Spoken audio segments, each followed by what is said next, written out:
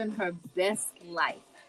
Yeah, you know what? College was a good time too, Tanya. Actually, that was my best 4 years in life because somebody else was paying my bills. My aunt was paying my bills,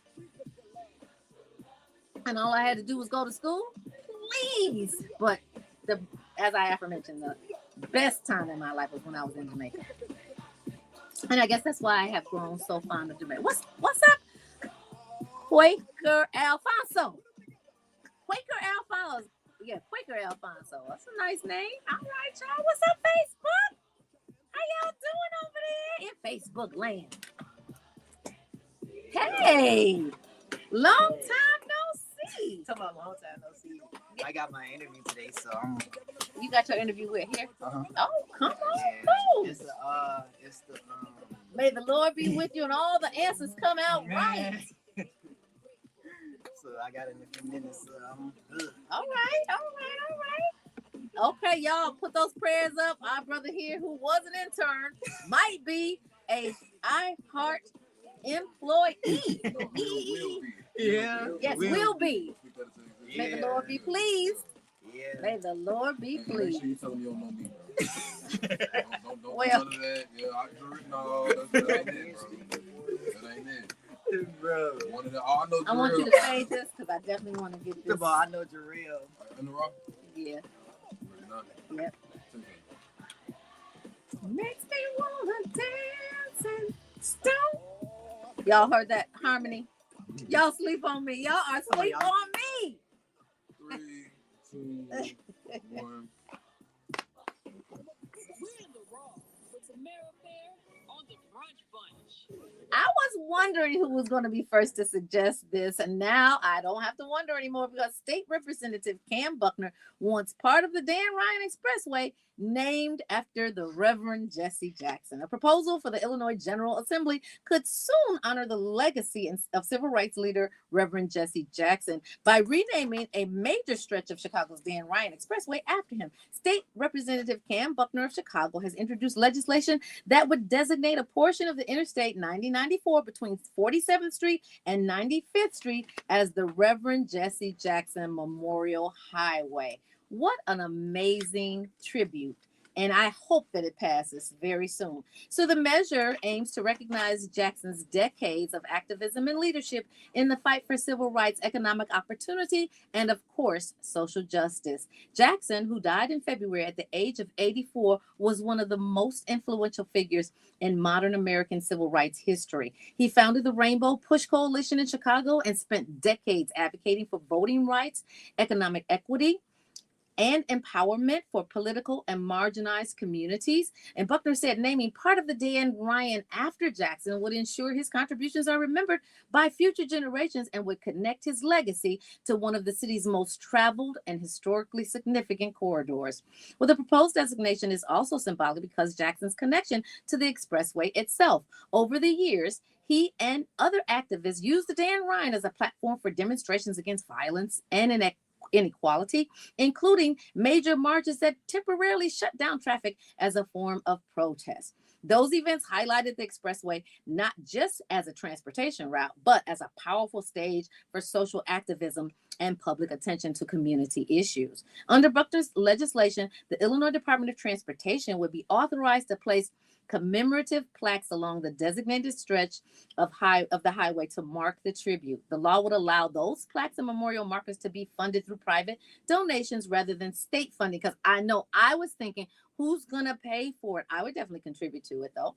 Well, importantly, the proposal would not remove the existing name of the expressway, which honors the Cook County Board President Dan Ryan, but instead would add Jackson's name to an additional designation for the section that runs through Southside communities. And it's also befitting because that's where the headquarters of his Rainbow Push was, on the South Side. So if the bill passes in Springfield, it would become another example of Illinois honoring major historical figures through transportation designations. And lawmakers previously named the long stretch of the Interstate 55 as Barack Obama Presidential Expressway, recognizing the former president's time and serving as legislator in Illinois. Well, the proposal now moves through the legislation process where lawmakers will debate whether to officially attach Jackson's name to one of Chicago's busiest highways. For many supporters, this designation would serve as the lasting public reminder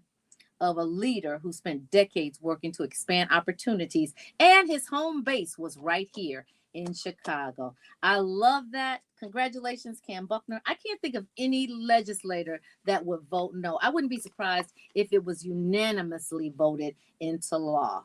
Y'all, put the pressure on your legislators because it doesn't just have to pass the House, it has to pass the Senate too. And I'm not talking about U.S. Senate, I'm talking about Illinois Senate. So when we get the bill number, we will pass it on to you. You go on the website and then you can actually put on your statement, and it could be anonymous, but the proposal is you want to be a proponent, not an opponent of it, because public opinion matters when they're considering passing different bills. Well, I for one will go a little bit slower down that stretch of the Dan Ryan, but you know the Dan Ryan, you got to keep your head on the swivel because it ain't no punk. But anyway, y'all, we're gonna keep it moving right here on Inspiration 1390. Yep, we can do just that.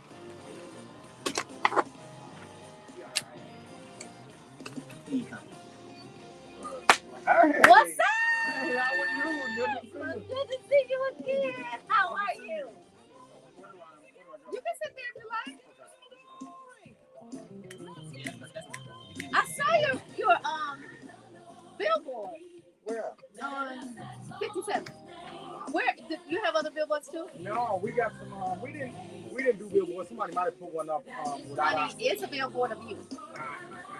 I saw it right after the press conference too. I was like, wow. Hey, listen, people are doing all types of stuff in this race. It's a very nice billboard. It's not anything disparaging. Okay, well, great. Does it have just me or does it have the family? No, it's just you. Okay. You gotta go down 55. I mean 57. I 57. So it's going south towards south suburbs. Looks like I'm gonna go. Yeah, and I think it's on it's on that southern route. Hello. He's with you, right? Graham Zaleski is next director for Okay. Valinsky. Zelensky. Hey, isn't that Ukraine? Zelensky. It's Polish. Isn't that the It's leader like of it. Ukraine? It's like it. It's like it. It's the same kind of neighborhood. Like, Nice. want that to be his cousin so bad. Slavic. You want that to be your cousin? Well, then it's your cousin. Now, if you were in the black community, it's your cousin. My cousin. My cousin. Yeah, that's your cousin. There was a police captain, Zelensky, from Area 5 that some people know, and I'm like, I don't claim him. You don't? Well, You're picky about who you claim, well, as you should be. it didn't seem like it seemed like he did some nice stuff. So I tried to.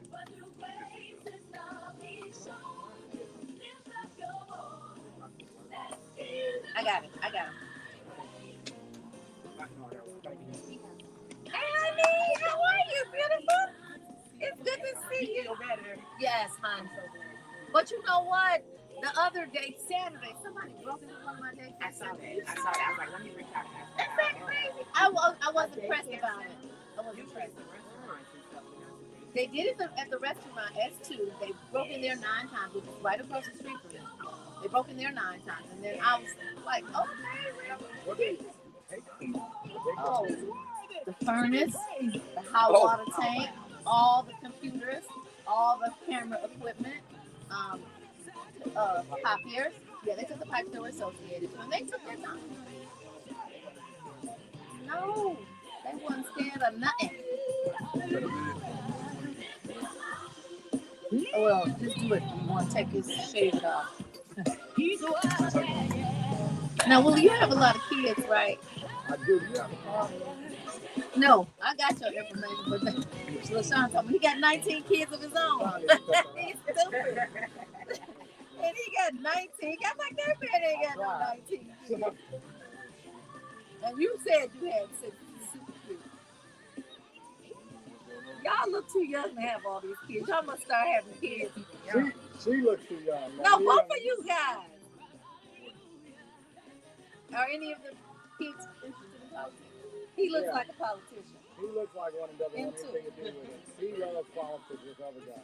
This other guy. The second oldest Joshua, he's been hounding me about who I'm voting for Senate. Who is for Senate? Oh, U.S. Senate. Yeah, for U.S. Senate. He's been hounding me. He's like, I'm not telling you nothing. No, it's like I told him, I'm sorry. I'm going to lay down beside him.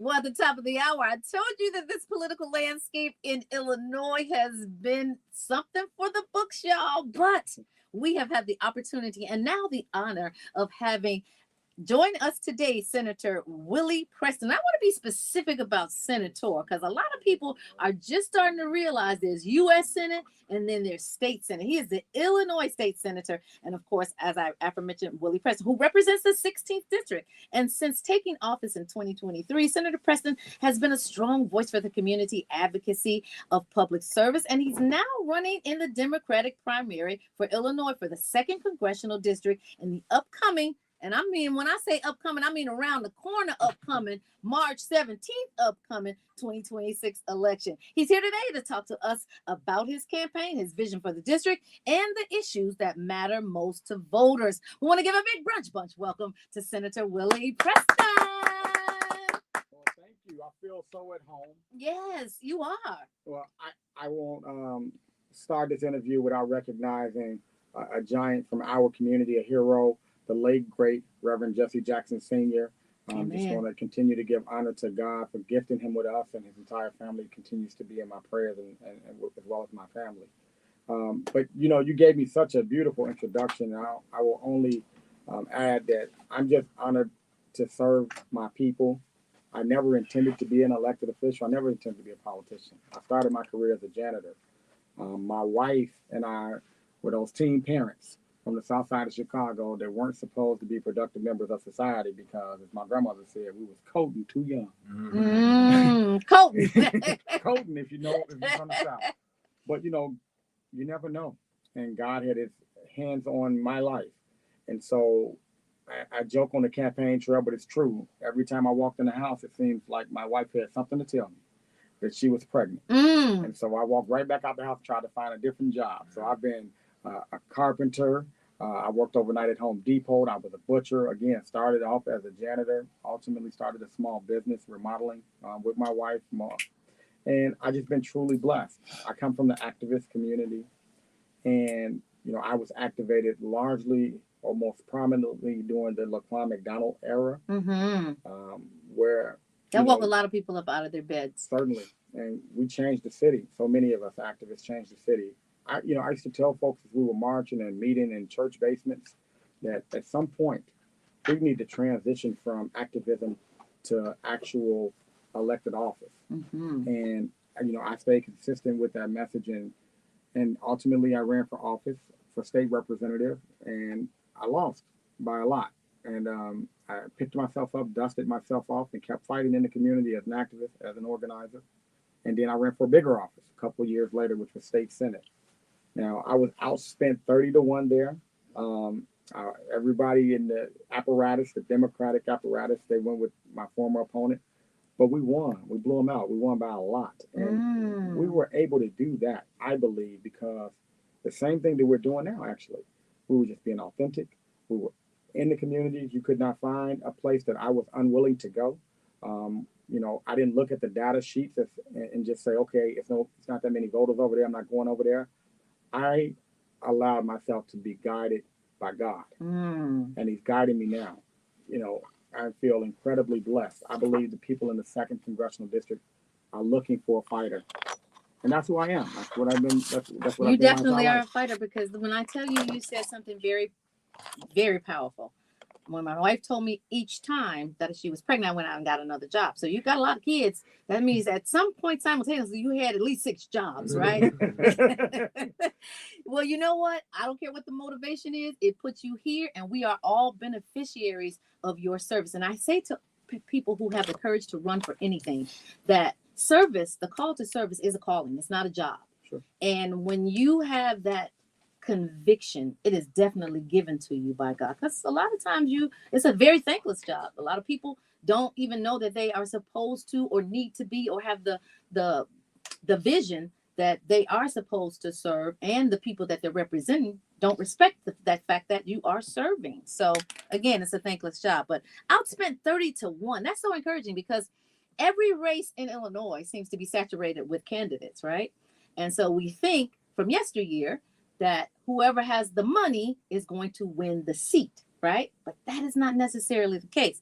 So, Senator Preston, for the listeners who may not know your background, what do you tell them about your journey into public service that you haven't already shared in brief? Go to the details. I wanted you to dig deep, like literally at one point you had 6 jobs and then you said, you know what? I'm going to wrap this all up, button it up, and this is what I'm going to do. You know, I told my wife that I was going to run for state representative. At the time, I was trying to be like a super volunteer for my then state representative, and that state representative was not really welcoming to me. And I think that she at the time felt that she did. She knew I wanted to be an elected official because I didn't know anything about politics. So I just told her, hey, I want to replace you one day, and I want to volunteer with you. I didn't know that those were fighting words. Don't you ain't supposed to say that. had no clue whatsoever. And so she didn't allow me to volunteer for her. And ultimately I did challenge her. And again, she kicked my little butt. But I learned so much in that election. And so again, a couple of years later, you know, I kept working. I kept organizing, kept doing things in the community, and then I ran for state senator, and we won big.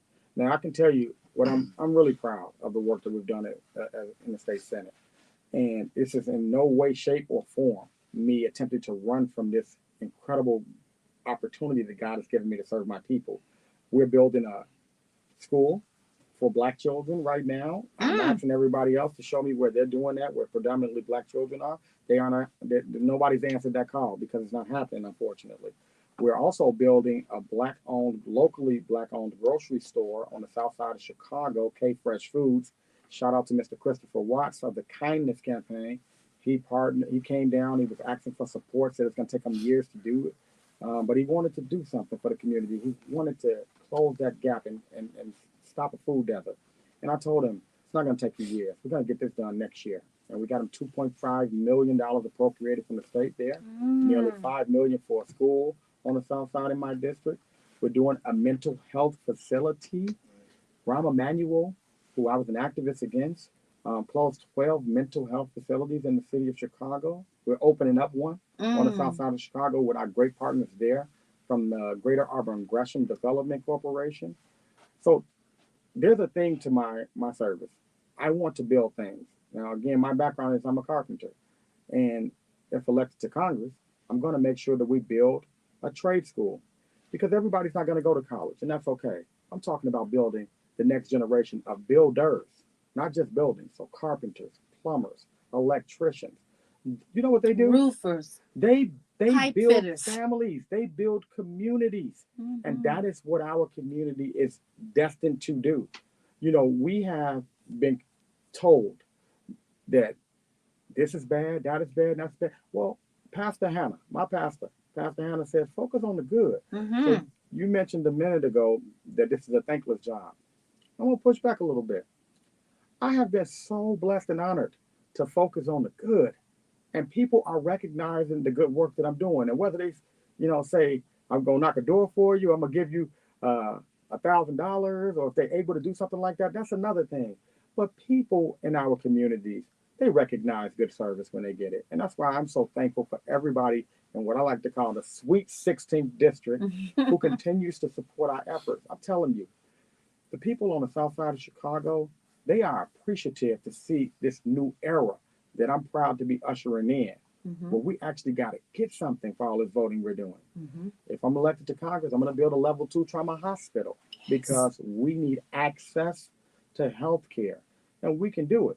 So I'm running for Congress to tell 434 other members of Congress that all people in this nation matter, but Black people in America cannot be the bottom of any economic indicators.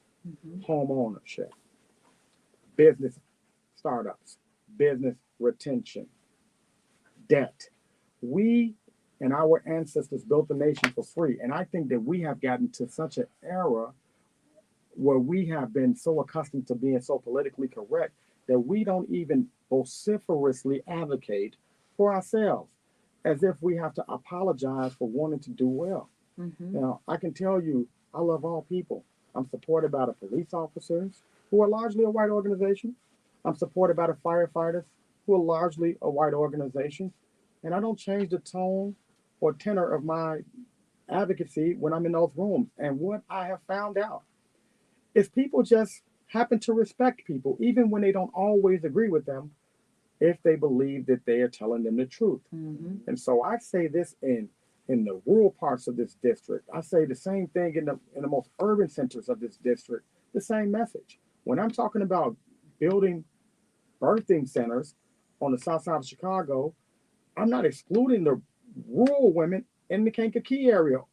I'm not excluding them because they have access issues in rural America, and they need to be able to comfortably have their children as well in comfortable settings and not driving 50, 100 miles And having the baby on the way. and having a baby on the way. So we're gonna address this in this country. If we're gonna send $40 billion to Argentina, then I can't use that language.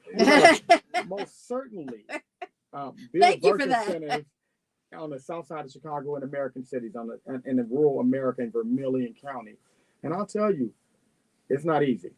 But God has told us that it's not going to be easy. I think it was Isaiah chapter 54, verse 17, where God spoke to us about having those weapons formed against us. Mm-hmm. He didn't say they wouldn't form. He just said they wouldn't prosper. That's right. And so the weapons have formed and through this political process. And they keep reforming them, don't they? They keep reforming them, but they never prosper. And when people ask me, where do I find the confidence? When all this dark money enters into these races and these people make up things and lies about you, I feel an anointment. I wake up every day feeling like I'm doing exactly what I have been called and ordered to do. And as long as I wake up feeling that way, they're going to see Senator Preston smiling. And my family is proud of me. I'm proud of my family. We're a close family. We sit at the dinner table. We talk. We eat. We continue to get to know each other, and we're building something that I think is important for people to see, and that is an American family that did not come from money, but is rich. And making a difference. We're rich, and I think our communities are rich, but we have to make sure that we exploit our richness, and our richness comes from the working class people that get up and work hard every day. If you're a male person out there, if you're retired on a fixed income, you're a senior, you are rich, and you should not have your riches stolen to give billionaires tax breaks. And if I'm elected to Congress, I'm going to fight to make sure that your riches are retained and enlarged. I'm State Senator Willie Preston, and I'm a fighter. That's all I've ever been, and I'm very proud of who I am. You know what? This is really an amazing testimony to who you are. I mean, I've known who you are, but not whose you were, like literally.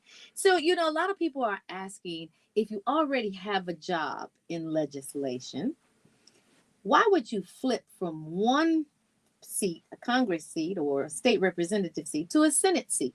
They're asking that about different races. And so I'll ask you the same question. What is your motivation from flipping? Well, that's an excellent question. I'll tell you, I'm going to share a personal story. And, I was born and raised on the south side in Inglewood. My brother, I'm the middle of 5 boys. My brother suffered from severe mental health issues. And at the time, like so many Black communities and families, we didn't recognize mental health as an issue. Mm-hmm. My brother, he went to the Oddie home, that's child prison. He graduated from there, went to boot camp, then ultimately to Cook County Jail, then to prison. When we were teenagers and I was just starting my family, he stabbed me multiple times. I mean, like really stabbed you, or just said some stabbing words? No, he stabbed me multiple times. He nearly killed me. And we didn't have a trauma center at the time on the south side of Chicago as we do today at the University of Chicago. So they had to rush me to Mount Sinai on the west side of Chicago. And my cousin was quick thinking. He wrapped me up with his T-shirt and tried to wrap up all my stab wounds. And I remember distinctly the doctor saying, whoever wrapped his T-shirt around you thought so fast, they saved your life. A little bit more of blood loss. I don't know if we would have been able to save your life. Mm. You asked me why I'm running for Congress, when I enjoy a state Senate seat, I'm also the chairman of the Senate Black Caucus. I'm going to tell you, it's the same reason that the day before I announced this election, I was downtown Chicago picking my wife up from work, and I saw a young man about my age violently punch a random woman. We came to learn that he's called the downtown puncher. I jumped out of my car and saved her, wrapped my Preston for Congress polo around her head and saved her. Same thing, you may have saw a video when a trucker flipped over, an 18-wheeler trucker. He flipped over. I busted him out with my bare hands, pulled him out of the car from his windshield, pulled the glass out. I think subconsciously, I've been trying to run towards trouble my entire life to save people, like my life was saved. When I ran for office, I didn't want to be a politician. I ran for state senate because I wanted to help my people. I thought my people were in trouble from disinvestment, and they were. And are. And are. And now I see the trouble is in Washington, D.C., and that's why I'm running towards it. So that's why I'm running for Congress. I could have sat back and, relaxed election cycle. Lord knows I do. I believe my wife wants me to relax a little bit, but I'm running towards the trouble. I've been doing that my entire life, and I know that I can save our people through this political process in partnership with them. Because the truth of the matter is, let me be very clear, whoever is elected to Congress will not individually change our communities. But I have the propensity to build real relationships, even with people on the other side of the aisle. In Illinois, in the Illinois Senate, I'm the most bipartisan lawmaker in Illinois. And I don't have to be. We have supermajorities. We have all the constitutional officers. We are a democratic state and city. But I have extended that hand because I understand that the best policy comes about when even people who have divergent viewpoints come somewhere closer to the middle. And that's a good tool to have in your congressman, because unlike Illinois, this nation is split right down the middle. It's 50-50. Any given election cycle. And who breaks the tie? And that's going to be the people who actually can work bipartisanly. Robin Kelly, I told her when she announced her retirement that she had done a remarkable job. And one of the things that I cite as remarkable is her ability to work with the other side to get things done. And she will tell you that she hasn't enjoyed a majority of Democrat leadership in the 13 years she's been in Congress. But she's been able to get things done because she has built those relationships across the aisle. I think I will succeed her, hopefully, as the next congressperson, and I already have that skill set. And I think it's important to bring that to Congress. I don't know how much longer we got, but I will close with saying this. I'm the only person in this race that can actually go to this building that we have appropriated millions of dollars to, and these children can enjoy it. This grocery store that the community is going to enjoy. This mental facility with Pastor Hannah, my pastor, we're building a community center. I'm the only person in this race that has focused on building things because there is a disconnect from the general public. A lot of people don't understand why they've done all this voting. What did they get for it? And so for me, I'm on a mission to show people that through government, we can truly improve people's lives. No, I can't change your entire life. Government cannot serve in all purposes. Jesus Christ is the one that can do all things. But government does have a role to play, and through it, I'm going to fight to make sure that we do improve people's lives. I know how to do it. As you've been talking, I've been checking off all my questions because you're just answering them without being asked.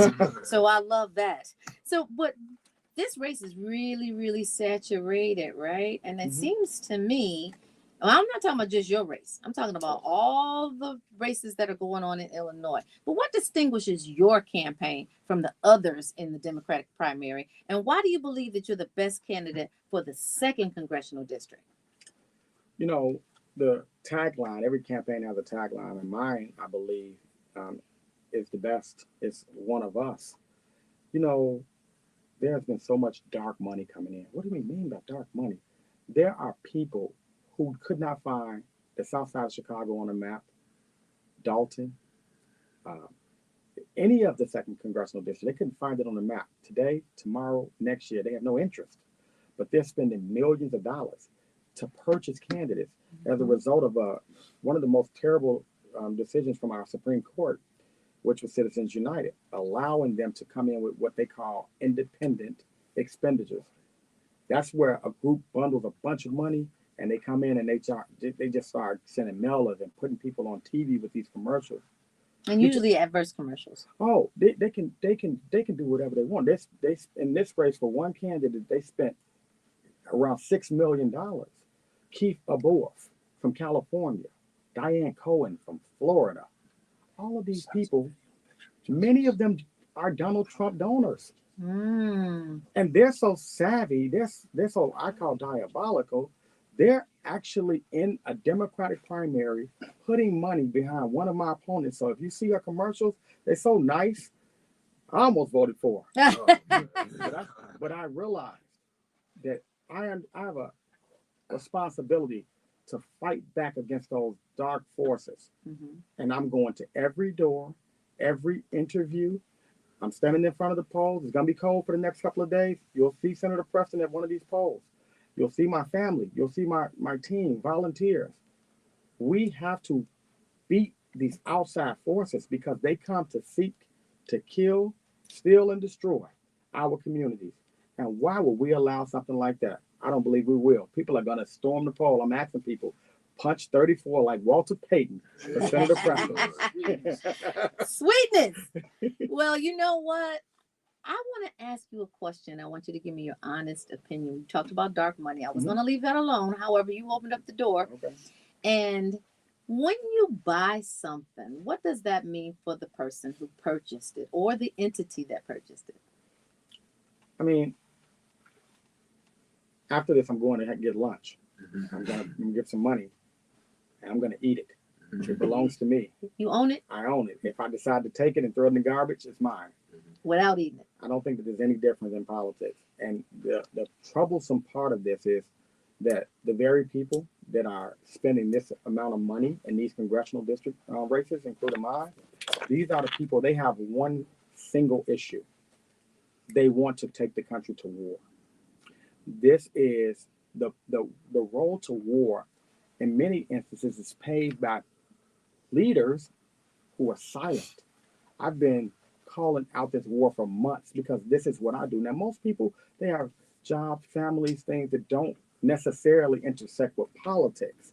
And so they don't quite rightly know what's happening here, but I do. And these groups, particularly AIPAC, is in this in my race, spending nearly $6 million. They have one issue. They want to go to war. They want the country to go to war with Iran. They want to continue to send massive, they call defense packages, but they're not defense packages. They're bombs to be on the offense. And it is against America's interest. I honestly believe it's against Israel's interest, actually. But these people they have so much money. And when they come in, they're not coming in to guess. Like, I've went through this process. I've met with them. I've met with so many other people. And we're all, as candidates, talking to these various groups who contribute to congressional races. And what I learned from them is that they're unique. When we're out here going through these processes with filling out questionnaires and having interviews, hi, I'm going to run for this, I'm running for this reason. You know, we're looking for support. But they're one group, they don't support candidates, and they'll tell you flat out, we don't support candidates. We buy them. They're very, very direct like that. But the funny part about that, and I don't mean funny, haha, I mean funny sad, is that generally the American people are not privy to that information. So I'm glad you pulled the Band-Aid off of it and exposed the wound. Because when you do have dark money, it does mean that you are owned, you're puppeteering. Someone is telling you what to do, and it's not your voters. Well, I'm glad you are not shrinking. I'm glad you are coming to light with it, because that education is beneficial to everyone that's listening. Now, let me tell you something about our loyal listeners. We have an 80% voting listenership, right? So look at God. Look at God. Look at God. So you came to the right place. You said all the right things. Now let's do the right thing, y'all. What's your punch number? Punch 34, like Walter Payton. That's right. Send the family man to Congress. That's right. You know what? I'm so excited that you came. Thank you so much for blessing the mic. Thank you so much for the service that you have so diligently done throughout your entire career, and let's look for more from you, from what you do. And bless your family and bless your road to success. Thank you. If I may, real quick, I don't go in any rooms without thanking two people. Thank you, Jesus Christ, for being the savior of my life, and Amen. thank my wife, Brittany, who is my goddess. I know that's right, y'all. And if all of you men didn't get that, if you ain't somewhere edifying your goddesses, she might not be home when you get there. In the meantime, we about to go home, y'all. It's time for us to get out of here. We always want to encourage you to keep Love 24 alive. Tell someone that you don't know, a perfect stranger, that you love them. Show someone that you do know how much you love them. Lead with love. Land on love. I love you, Brunch Bunch. Love you, Tammy. Believers, We we love love you. you. Baby Baby Eminem, we love you too. Marcel, wherever you are, I hope that you know that you are loved, supported, and we are wishing you well. Y'all get out and vote. Stay optimistic. Thank you. Thank you, DJ Bilo. Thank you, Julie and the artist. Oh my God, I haven't seen you in so long. Tony Bear. It's time for your party. Thanks, guys. Don't forget to vote. I don't care if you've never voted before in your life. This is a life game-changing election, and you need your voice heard. Don't just go there. Hey, Tina Hammond, don't just stop there. Vote and keep your elected officials accountable throughout the entire term of their tenure. All right, guys. See you tomorrow. Peace. Do not reflect the staff or management of Inspiration 1390 or iHeart. All right. Whose phone is this I'm selling on the dark market?